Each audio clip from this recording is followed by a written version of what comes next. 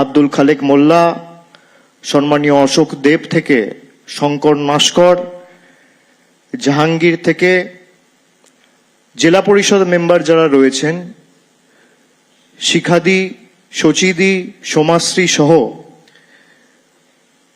District অ্যাডমিনিস্ট্রেশনের পুরো team, জেলা শাসক সম্মানীয় সুমিত গুপ্ত থেকে শুরু করে এসপি রাহুল গোস্বামী সহ এডিএম সহ সিএমওএইচ, বিএমওএইচ সহ সর্বস্তরের নির্বাচিত জনপ্রতিনিধি, পুরসভার চেয়ারম্যান, ভাইস চেয়ারম্যান, জেলা পরিষদ মেম্বার, পঞ্চায়েত সমিতির কর্মাধ্যক্ষ, সভাপতি সহ জনপ্রতিনিধি যারা উপস্থিত রয়েছেন, আমি তাদেরকে ধন্যবাদ জানাই এবং বিশেষ করে ধন্যবাদ জানাই আমার ডাক্তার বন্ধুরা যারা আজকে আমার ডাকে বিভিন্ন জায়গা থেকে, বিভিন্ন জেলা থেকে, আমি গতকাল খবর পেয়েছি এমনকি জলপাইগুড়ি, আলিপুরদুয়ার, সুদূর কুচবিহার থেকেও আজকের মিটিং অ্যাটেন্ড করার জন্য আমার অনুজ জুনিয়র ডাক্তাররাও আজকের এই সভায় উপস্থিত হয়েছে। আমি সবাইকে করজোড়ে আমার নমস্কার, কৃতজ্ঞতা, অভিনন্দন, শুভেচ্ছা এবং অভিবাদন জানাচ্ছি। আমরা প্রথমে যখন এই কর্মসূচি নিয়ে আলোচনা শুরু করি এবং প্রাথমিকভাবে আমি যখন চিন্তা ভাবনা শুরু করি, আমি 4-5 জনের সাথে কথা বলেছিলাম, এমনকি এখানে সিনিয়র ডাক্তার রেজাউল করিমও আছেন, আমি তার সাথেও আলোচনা করেছিলাম। আমরা যখন ঠিক করেছিলাম আমরা একটা স্বাস্থ্য শিবির করব, যে স্বাস্থ্য শিবির প্রায় 23 লক্ষ লোকের কাছে স্বাস্থ্য পরিষেবা পৌঁছে দেবে, আমাদের কাছে সব থেকে বড় চ্যালেঞ্জ ছিল যে প্রত্যেকটা ক্যাম্পে অর্থাৎ শিবিরে যদি আমরা দুটো শিফটেও ডাক্তারবাবুদের অংশগ্রহণ করতে বলি, কেউ প্রাইভেট প্র্যাকটিস করে, কেউ সরকারে চাকরি করে, তারা সপ্তাহে হয়তো 2 দিনের বেশি সময় দিতে পারবেন না। সুতরাং 200-300 ডাক্তার হলে আমরা ভেবেছিলাম আমরা এই কাজটা সফল বা সার্থক করতে পারবো। কিন্তু পরবর্তী ক্ষেত্রে আমরা দেখি যে প্রায় 23 লক্ষ লোকের কাছে পৌঁছাতে গেলে একটা লোকসভার বিস্তীর্ণ এলাকা জুড়ে যদি আপনি দেখেন তাহলে একটা লোকসভাতে 2000 বুথ আছে এবং সেই 2000 বুথে প্রায় 23 লক্ষ 24 লক্ষ লোক থাকে এবং প্রত্যেকটা বিধানসভায় যদি আমরা 10 দিন করে একটা শিবির করি তাহলে খুব কম হলেও আমাদের 400 থেকে 500 ডাক্তার প্রয়োজন হবে। আমি প্রাথমিকভাবে যখন অভিক, অনির্বাণ এদের সবার সাথে কথা বলি, মিরাজ, রাজীব যারাই আমার সাথে প্রথম দফায় আলোচনা করেছিল, তারা বলেছিল দাদা এত ডাক্তার পাবো কোত্থেকে, সবাই তো ব্যস্ত। আমি বললাম আমার কি করতে হবে বলো? ওরা বললো দাদা আপনি একটা মিটিং ডাকুন, আপনার আহ্বানে যদি আসে তাহলে আমরা এটা সার্থক করতে পারবো। আমি সেদিনকে অভিককে বলেছিলাম তোমরা ডেট ঠিক করো, জায়গা ঠিক করো, আমি আসবো। আমরা সেদিনকেই ঠিক করেছিলাম যে আমরা 30 তারিখে মিটিংটা করব। রাত অব্দি আমি যা খবর পেলাম যে 400 ছাপিয়ে, 500 ছাপিয়ে, 600 ছাপিয়ে, 1000 ছাপিয়ে 1200 ডাক্তার তাদের ডিটেলস আমাদেরকে পাঠিয়েছে এবং আজকে এই অডিটোরিয়ামে আমরা জায়গা দিতে পারিনি। আমার এখতিয়ার অনুযায়ী আমার যতটুকু কাজ করার ক্ষমতা রয়েছে, দক্ষতা রয়েছে, আমি আপনাদের পাশে থাকবো, আমি কথা দিচ্ছি। আমরা কেন এই কর্মসূচির নাম সেবাশ্রয় দিয়েছি? আমরা অনেক জনপ্রতিনিধির সাথে, ডাক্তারদের সাথে আলোচনা করেছি। সেবাশ্রয় কি? সেবা এবং আশ্রয়। স্বামীজি বলেছিলেন বহুরূপে সম্মুখে তোমারে ছাড়ি, কোথা খুঁজিছ ঈশ্বর, জীবে প্রেম করে যেই জন সেই জন সেবিছে ঈশ্বর। জীব সেবাই শিব সেবা। আপনাদের মধ্যে অনেকে আজকে যারা উপস্থিত হয়েছেন এর আগে হয়তো ডায়মন্ড হারবারে এসছেন, কেউ হয়তো প্রথমবার এসছেন। আপনারা আগামী 2 মাস 3 মাস ডায়মন্ড হারবারে যখনই যেখানে যে শিবিরেই থাকুন না কেন, আমাদের যারা স্বেচ্ছাসেবকেরা রয়েছে, জনপ্রতিনিধিরা রয়েছে এবং যারা এই কর্মসূচির সাথে জড়িয়ে থাকবে, আমি তাদেরকে অনুরোধ করব যে সমস্ত ডাক্তারবাবুরা আমাদের এই শিবিরে নিজের কাজ বাদ দিয়ে অংশগ্রহণ করে মানুষের সেবায় নিজেকে কর্তব্যরত করে আত্মনিয়োগ করেছে, তাদেরকে যেন ডায়মন্ড হারবারের আতিথেয়তা মুগ্ধ করে। তারা যেদিনকে শেষ করে বাড়ি ফিরে যাবেন, তাদের সেই দিনের এবং সেই সপ্তাহের এবং সেই মাসের এবং পুরো কর্মকাণ্ডের অনুভূতি যতদিন তারা বাঁচবেন তাদের হৃদয়ে যেন স্বর্ণাক্ষরে লেখা থাকে, এটা আমাদের সকলকে সুনিশ্চিত করতে হবে। এক মহৎ দেখে হয়তো মনে হচ্ছে খুব সোজা। এক একটা বিধানসভায় আমরা 10 দিন ধরে ক্যাম্প চালাবো। এক একটা বিধানসভায় গড়ে দেখতে গেলে 40টা করে ক্যাম্প,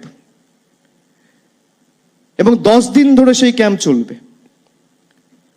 একে একে নামবে, ডায়মন্ড হারবার থেকে শুরু হবে। 10 দিন ডায়মন্ড হারবারে ক্যাম্প হওয়ার পর ফলতায় ক্যাম্প হবে, তারপর সাতগাছিয়ায় ক্যাম্প হবে, তারপর বিষ্ণুপুরে হবে, তারপর মিটিয়াবুরুজে হবে, তারপর বজবজে হবে, তারপর মহেশতলায় হবে। মিটিয়াবুরুজের এমএলএ যে সাজেশনটা দিয়েছে, আমরা সেই সাজেশনটা গ্রহণ করছি যে আপনাদের ক্যাম্পটা ফেব্রুয়ারির মাঝামাঝি করে দেওয়া হবে, যাতে কোনো অসুবিধা না হয়। এবং একটা ছোট্ট পরিবর্তন আমি আপনাদের সবার অনুমোদন নিয়ে করতে চাই। আমরা এই কর্মসূচিটা 1 তারিখ থেকে নয়, আমরা 2 তারিখ থেকে শুরু করব। 31 তারিখ বছরের শেষ দিন, 1 জানুয়ারি সকলে নিজের পরিবারের সাথে কাটায় নতুন বছর। আমরা 1 তারিখ পার করে আমরা 2 তারিখ থেকে এটা শুরু করব। 2 তারিখ থেকে 11 তারিখ অবধি এই কর্মসূচি ডায়মন্ড হারবারে হবে, তারপর 12 তারিখ থেকে ফলতায় হবে, তারপর আবার 10 দিন অন্য বিধানসভায় যাবে। এভাবে করতে করতে আমরা 70 দিনে 7টা বিধানসভা কভার করব। কভার করার পরে 70 দিন পেরিয়ে যাওয়ার পরে শেষ যে 5টা দিন, আমি আপনাদের কাছে অনুরোধ করব সেই 5টা দিন যাতে আমরা এই 280টা ক্যাম্পে ফলো আপের কথা বলছিল। আপনারা সবাই জানেন ফলো আপের ক্ষমতা কি, ফলো আপের পাওয়ার কি। আর গরিব মানুষ, গ্রামের মানুষ যদি সুযোগ না পায় কোথায় যাবে? নিশ্চিতভাবে আমাদের জেলা স্বাস্থ্য ব্যবস্থা রয়েছে, পিএইচসিগুলো রয়েছে, সাব সেন্টার রয়েছে, কিন্তু আমরা চেষ্টা করেছি আরো 2 ধাপ 3 ধাপ নেমে 5টা 6টা করে বুথে এক একটা করে ক্যাম্প তৈরি করে সেই 5000 লোক বা 6000 লোককে পরিষেবা দেওয়া, দুয়ারে স্বাস্থ্য পরিষেবা যেটাকে বলবে।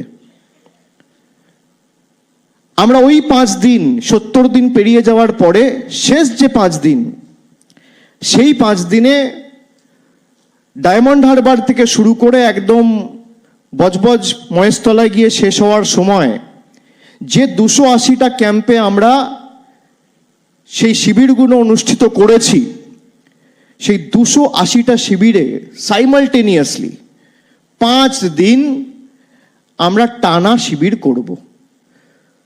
ধরুন 2 জানুয়ারি ডায়মন্ড হারবারে কেউ একজন দেখাতে এলো, তার কোনো সমস্যা রয়েছে, তাকে আপনি বলতে পারেন যে 13ই মার্চ কিন্তু আপনার এখানে আবার শিবির হবে, কোনো অসুবিধা হলে বা কোনো প্রশ্ন থাকলে বা কোনো রকম কিছু জানার প্রয়োজনীয়তা থাকলে আপনি আবার এই ক্যাম্পে আসবেন, আমরা কিন্তু বসবো। This is the power of follow আপস। আমরা সেই কারণে সিদ্ধান্ত নিয়েছি কর্মসূচি আমরা 75 দিন অবধি চালাবো। 70 দিনে আমরা বিধানসভা পার করে শেষ 5 দিন, লাস্ট যে 5 দিন, সেই 5 দিন আমরা প্রত্যেকটা বুথে আবার পুনরায় সেই স্বাস্থ্য শিবিরগুলো অনুষ্ঠিত করব। এবং কর্মসূচি নিয়ে বিস্তারিত আপনাদের সামনে আমরা কি কি পরিষেবা আমরা দেবো সেটা আমরা তুলে ধরেছি, সেটা আপনারা দেখেছেন। এবং রেফারেল পরিষেবার ক্ষেত্রে যে 12টা হাসপাতালে বা মেডিকেল কলেজে পেশেন্টদের রেফার করা হবে তার জন্য একটা কোর স্পেশাল টিম আমরা তৈরি করেছি, যে যাদেরকে রেফার করা হচ্ছে তাদের অ্যাডমিশন ঠিকমতো সঠিক সময় হচ্ছে কিনা, তাদের হাসপাতালে গিয়ে কোনো অসুবিধার মুখে বা কোনো সমস্যার সম্মুখীন যদি হতে হয় তৎক্ষণাৎ আমার তরফ থেকে একজন সাহায্য সহযোগিতার হাত বাড়িয়ে দিয়ে তার অ্যাডমিশনের ব্যবস্থা করে সে যাতে চিকিৎসা পায় বা সঠিক পরিষেবা পায় সেটা সুনিশ্চিত করবে। এর সাথে সাথে চিকিৎসকদের পরামর্শ তো ক্যাম্পে থাকবেই, বিনামূল্যে ওষুধ বিতরণ থেকে শুরু করে যে সমস্ত টেস্টের ব্যবস্থা থাকবে, বিএমআই থেকে শুরু করে, ব্লাড প্রেশার থেকে শুরু করে, সুগার থেকে শুরু করে, ডেঙ্গু, ম্যালেরিয়া সব আপনাদের বিস্তারিত দেখানো হয়েছে। এবং জেলার পুরো টিম, স্বাস্থ্য টিম, বিএমওইস থেকে শুরু করে, সিএমওইস থেকে শুরু করে আমাদের পিএইচসিগুলোতে যারা রয়েছে, ডাক্তার, মেডিকেল ফ্র্যাটার্নিটির পুরো টিম তাদের সামর্থ্য অনুযায়ী তাদের সাহায্য সহযোগিতার হাত ইতিমধ্যেই বাড়িয়ে দিয়েছে। এবং আমরা যদি সবাই মিলে চেষ্টা করি, আমার দৃঢ় বিশ্বাস সেবাশ্রয়ে যে মডেলের শুভ সূচনা আজকে আমরা এই সমন্বয় অডিটোরিয়ামে আজকে করলাম, ভারতবর্ষকে আগামী দিন পথ দেখাবে। আমার পূর্ববর্তী এমএলএ যারা বক্তব্য রেখেছেন তারা ডায়মন্ড হারবারের উন্নয়ন নিয়ে অনেক কথা বলেছেন। কেন ডায়মন্ড হারবারকে বহু আলোচিত, বহু চর্চিত, কোনো আবার সংবাদ মাধ্যমের প্রতিনিধিরা ব্যঙ্গাত্মকভাবে ডায়মন্ড হারবার মডেল বলে। আমি গর্বের সাথে আপনাদের বলতে পারি যে আমি কোনো কথা যদি আপনাদের জানাই বা বলি সেটা আপনারা বিশ্বাস করতে পারেন, অবিশ্বাস করতে পারেন, তথ্য মিথ্যে কথা বলে না। আমরা গত 10 বছরে কি কাজ করেছি, কেউ যদি কোথাও জানতে চায় যে ডায়মন্ড হারবারে কি কাজ হয়েছে, ডায়মন্ড হারবার মডেল নিয়ে যা কথা বলা হয় এর বেসিস কি, প্রমাণ কি রয়েছে, আমরা 10 বছরে কি কাজ করেছি, প্রতি বছর পুস্তিকা প্রকাশ করে মানুষকে পুঙ্খানুপুঙ্খ হিসেব বুঝিয়ে দিয়েছি। আমার এমপি ল্যাড থেকে শুরু করে, জেলা পরিষদ থেকে শুরু করে, এমএলএ ল্যাড থেকে শুরু করে সরকারের সংশ্লিষ্ট দপ্তরগুলো যে কাজগুলো করেছে, পুঙ্খানুপুঙ্খ হিসেব। যদি কারোর জানতে কোনো আগ্রহ থাকে, আমরা প্রতি বছর বই প্রকাশ করি নিঃশব্দ বিপ্লব।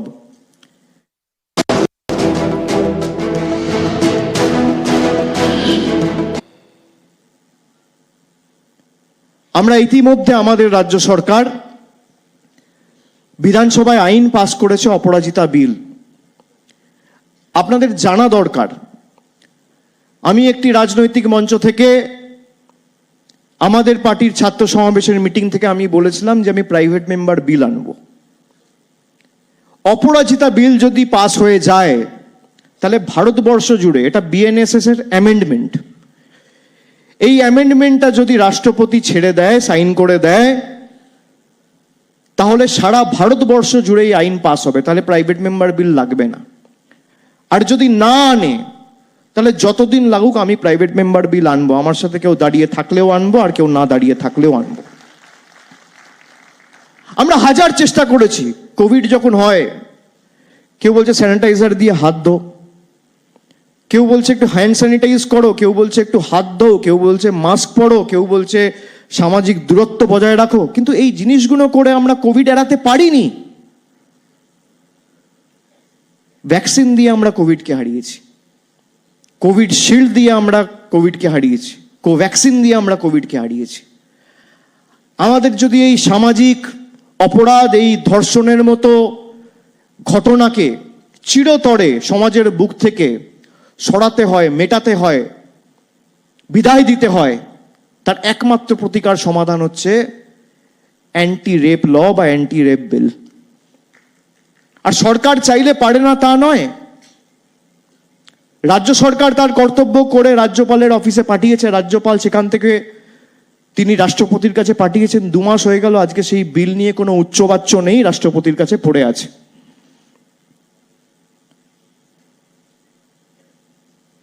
এই বিল পাস হয়ে গেলে, আর বিলটা এমন ভাবে করা হয়েছে যে 50 দিনে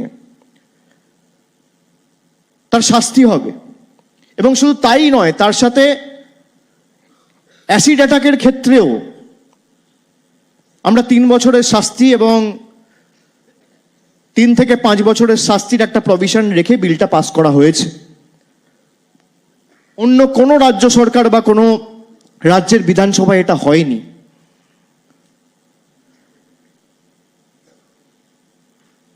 এই বিল যেদিনকে পাস হবে সেদিনকেই ধর্ষণের মতো ঘটনা আমাদের সমাজে বন্ধ হবে। কেন্দ্র সরকার যদি চায় 1 দিন লাগবে, অর্ডিন্যান্স আনতে পারে। আপনারা সবাই দেখেছেন G20 নাম করে দিল্লি সরকারের ক্ষমতা কুক্ষিগত করে রাখার জন্য অর্ডিন্যান্স করে দিল্লি নির্বাচিত সরকারের ক্ষমতা কেড়ে নিয়েছিল। সুপ্রিম কোর্টের অর্ডারের বিরুদ্ধে গিয়ে এনফোর্সমেন্ট ডাইরেক্টরের মেয়াদ বৃদ্ধি 3 বার সুপ্রিম কোর্টের অবমাননা করে অর্ডিন্যান্স জারি করেছিল। তাহলে আপনি অর্ডিন্যান্স জারি করে অ্যান্টি রেপ ল বা অ্যান্টি রেপ বিল আনছেন না কেন? কে বাধা দিচ্ছে?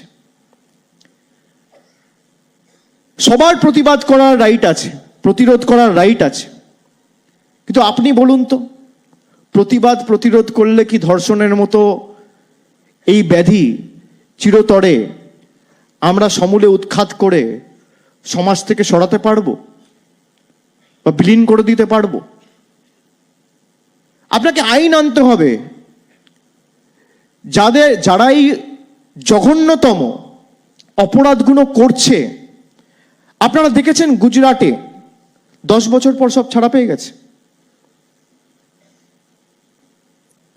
আমার বক্তব্য যে কেউ যদি, এটা খুব সেন্সিটিভ, কারোর ভালো লাগতে পারে, কারো খারাপ লাগতে পারে, কেউ ভাবতে পারে যে অভিষেক বন্দ্যোপাধ্যায় যে কথাগুলো বলছে সেই কথাগুলো বলা মানে তো আইনকে সম্মান না করা। আমি তা বলছি না। আমার বক্তব্য, যেখানে সার্কামস্ট্যান্সিয়াল এভিডেন্স, পারিপার্শ্বিক আপনার তথ্য প্রমাণ আপনার বিরুদ্ধে, সেখানে আমি কেন একটা লোককে 4 বছর 3 বেলা খাইয়ে জেলে রাখবো? কেন তার ক্যাপিটাল পানিশমেন্ট হবে না? সমাজে তার বেঁচে থাকার অধিকার নেই? একটা লোককে যদি আমি 5 বছর ধরে জেলে রাখি, আর ট্রায়াল শুরু হবে, তারপর তো সে 4টে কোর্টে যাবে, high court, division bench, supreme court, mercy petition, এ করতে করতে তো 6 বছর লেগে যাবে। একটা লোককে যদি আমি 6 বছর জেলে রাখি, তাহলে দিনে 2 কাপ চা আর 3 বার খাবার খাওয়াতে আমার 300 টাকা খরচা। তাহলে বছরে কত টাকা খরচা? দিনে 300 টাকা খরচা হলে মাসে কত টাকা খরচা? 9,000 টাকা। বছরে খুব কম করলেও 1 লাখ টাকা। আমি 6 লাখ টাকা তার পিছনে খরচা করবো কেন? 6টা গরিব মানুষ বাড়ি পাবে। আমার বক্তব্য এখানে, আমাদের সকলকে বুঝতে হবে এটা। এর মধ্যে কোনো রাজনীতি নেই। সে যেই হোক, যেই রাজনৈতিক দলেরই হোক, ফাঁসির মঞ্চে তাকে নিয়ে যাওয়া উচিত।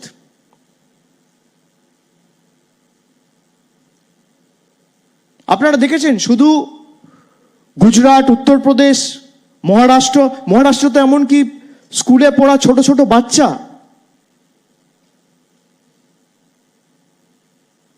তাদেরকেও ছাড়া হয় না। এই সমস্ত দানবদের আমি মনে করি সমাজে বেঁচে থাকার কোনো অধিকার নেই। আমাদের এটা প্রথমে বোঝা দরকার।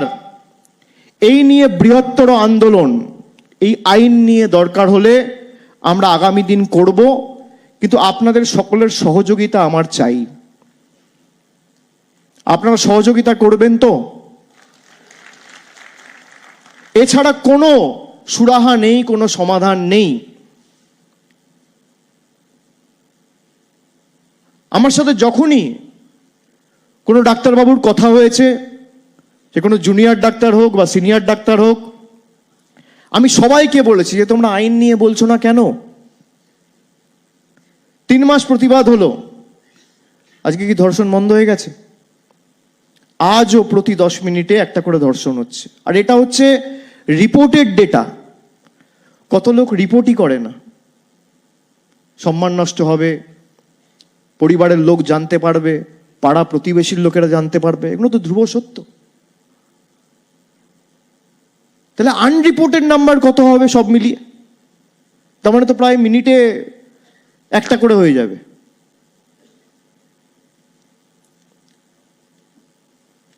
আমি আপনাদের বলবো যে আমাদের রাজ্য সরকার ইতিমধ্যেই ডাক্তারদের সেফটি, সিকিউরিটি এবং পরিকাঠামোগত উন্নয়ন, তার জন্য 100 কোটি টাকা রাজ্য সরকারের তরফ থেকে মুখ্যমন্ত্রী বরাদ্দ করেছেন এবং কাজ বিভিন্ন মেডিকেল কলেজ হাসপাতালে চলছে। আপনাদের কারোর কোনো যদি অসুবিধা হয়, আমি বারবার দেখেছি ডাক্তারবাবুদের একটা অসুবিধা হয় যে পেশেন্ট পার্টি আমাদের সাথে দুর্ব্যবহার করছে। আমি আপনাদের অনুরোধ করব যে অনেক সময় আমরাও জনপ্রতিনিধি, আমাদের সাথেও দুর্ব্যবহার করে।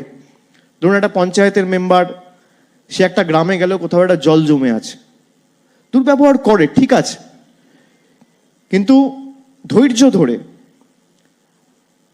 আপনারা শুনবেন, আপনারা বোঝাবেন।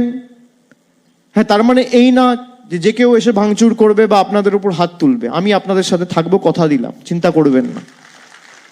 আমি একটা নাম্বার আপনাদের দিচ্ছি।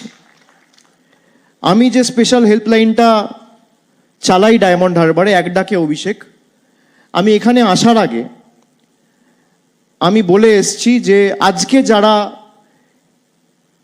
এই মিটিংয়ে বা অনুষ্ঠানে এসছেন, আপনারা যদি চান আমি একটা নাম্বার দিচ্ছি, নাম্বারটা লিখুন। আপনারা সকলে কোনো অসুবিধা হলে এই নাম্বারে সরাসরি ফোন করে আমাকে জানাবেন। আমি একটা 10 জনের কোর টিম দরকার হলে এখানে অভিজ্ঞদের সাথেই কথা বলে আমি 10 জনের একটা কমিটি তৈরি করে দেবো, যারা আপনাদের সাথে যোগাযোগে থাকবে। আপনাদের কোনো রকম কোনো অসুবিধা হলে তৎক্ষণাৎ আমাকে জানাবে এবং আমি আপনাদের সাথে থাকবো। 7877 এটা এক ডাকে অভিষেকের হেল্পলাইন নাম্বার। আমার 10 জনের একটা প্রায়োরিটি গ্রুপ তৈরি করে দেওয়া হয়েছে আমার তরফ থেকে, আমি বলে এসছি, এবং এতক্ষণে নিশ্চয়ই সেই গ্রুপটা তৈরি হয়েছে। পরবর্তীকালে যদি এই লাইন বিজি পান, সঙ্গে সঙ্গে আপনারা অভিজ্ঞদের জানালে আমার জ্ঞাতার্থে যখনই আসবে আমি তার সুবিচার করা আমার সীমাবদ্ধ এখতিয়ার অনুযায়ী চেষ্টা করব। আমি কথা দিচ্ছি, আর আমি কথা দিলে কথা রাখি।